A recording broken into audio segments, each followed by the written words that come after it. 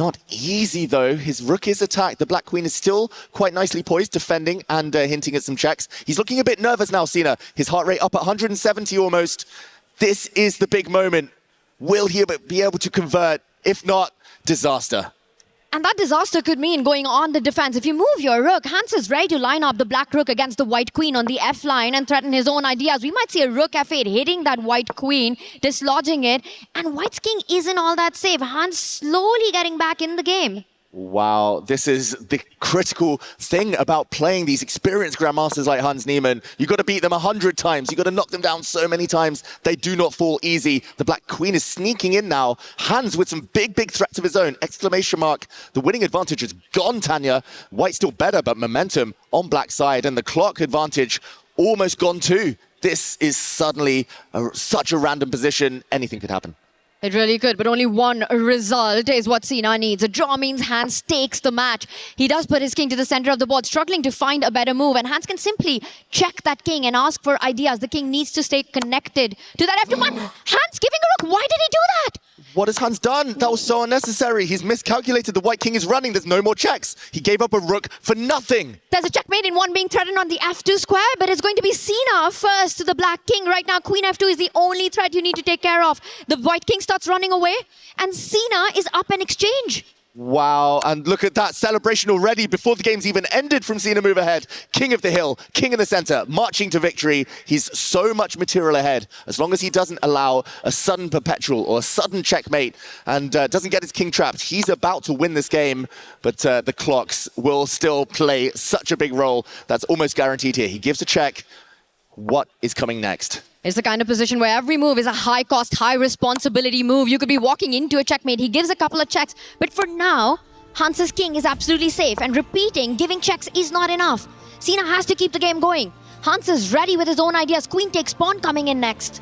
Wow. This is not over, David. It's far from over. There might be one big final twist here. We've seen some shocks and a big mistake from Sina move ahead. Advantage gone again. He's walked into a double attack. His king has to step across, but now the black rook is coming.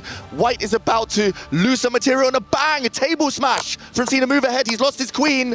It's a flag fest now. Hans Niemann, queen and knight versus rooks, is winning. And it's all about the clock now. What a turnaround. This has been 14 seconds for Sina, 17 for Hans. He continues to bring on the speed. Hans does as he's back right into the game.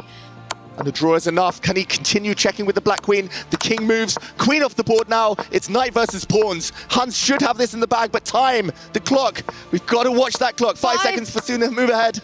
Oh my god, there's no time. The pawns are racing up the board. Sina's trying, but he doesn't have enough time or enough pawns left anymore. Hans needs only a draw. The knight's coming towards it, and Hans is about to win. And Hans cannot lose. There we go. It's a draw. Insufficient material. Look at that celebration. Hans Niemann moves on, gets to the playoffs. Sina move ahead. So close. But wow, what a chaotic finish we just saw. What an absolute roller coaster. What a match this was, up and down. Absolute entertainment, just as Hans Niemann always does. Gives us the drama on the board for Sina, 16 years old. What a stage this has been for him. What a match, almost making that comeback. But today, right now, belongs to Hans, who makes it to the playoffs. Yeah, incredible defense from Hans Niemann. That was fantastic to see. That's the resilience you need at this top level to make it to the likes of the playoffs here. Hans, that was, almost hopeless it looked like, but kept finding those resources. We saw a glimpse into the future with Sina move ahead there. Inspired play for most of that game from him, but finishing off these top elite grandmasters is so difficult. He'll be back stronger than ever before, but for now, the man of the moment, Hans Niemann. You have to beat them again and again and again as Hans realizes perhaps what he missed there, how close he was, and then the big blunder where he sacrificed, allowing Sina right into the game, but still bouncing back as resilient as he is, Hans Niemann. He will go on. For Sina, we have to talk about this. Just the experience is what came at play, and that is what he's going to take away from Paris, is the experience of playing against the elite. At 16, the whole world in front of him. Exactly. He's already proven online so good over the board. He's leveling up day by day, Cena move ahead, but this is the biggest stage he's witnessed for sure, and he's got a taste of it. He'll be wanting more in future. He'll be back. For now, Hans getting ready as, wow, what a finish, Tanya. Anything could have happened, that's for sure, but it was so fast and so furious. Incredible mouse skills at the end of it all is what saw Hans and Niemann claim that win to take it to the playoffs. We're going to be seeing more of Hans, and I have no doubt we will be seeing in the chess world much more of Cena move ahead as well. And we've got the man of the moment with us on the stage.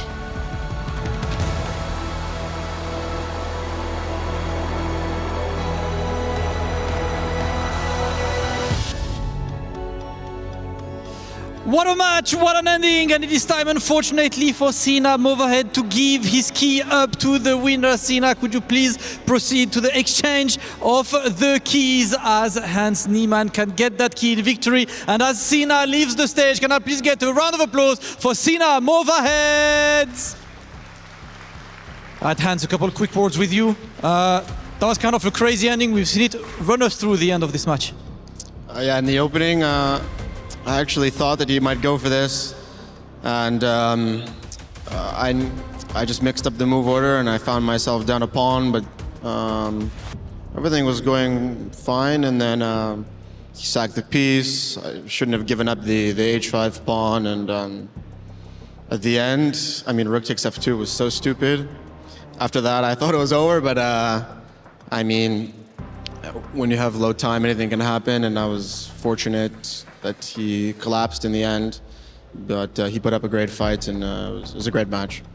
Love to see it. Hans, it's on your first EWC. You made it to the playoffs. That's top 8. What's the objective for tomorrow? To win. Simply put, to win the world of a champion, Hans Niemann. You can work towards the key crusher with Rob. Please give it up for Hans Niemann. I love Hans' answer right there. He said, to win? Yeah, pretty much. Congrats, bro. Phenomenal performance. Stuff was looking a little hairy right there at the end, but as a true champion, he was able to clutch it out, and now he will be crushing Cena's key. You can go ahead right here, Hans, and press this this lever. Go ahead, my guy. The key master letting him know exactly how it goes down, covering his ear a bit too. Cena move ahead. Phenomenal player. Young beast, but here at the EWC, nothing is given, ladies and gentlemen. Oh my goodness. Jeez, that power was absolutely different. Ladies and gentlemen, officially, Hans Niemann has moved on in the bracket to the playoff stage. Congratulations once again, and we will see if he is able to move on to take it all.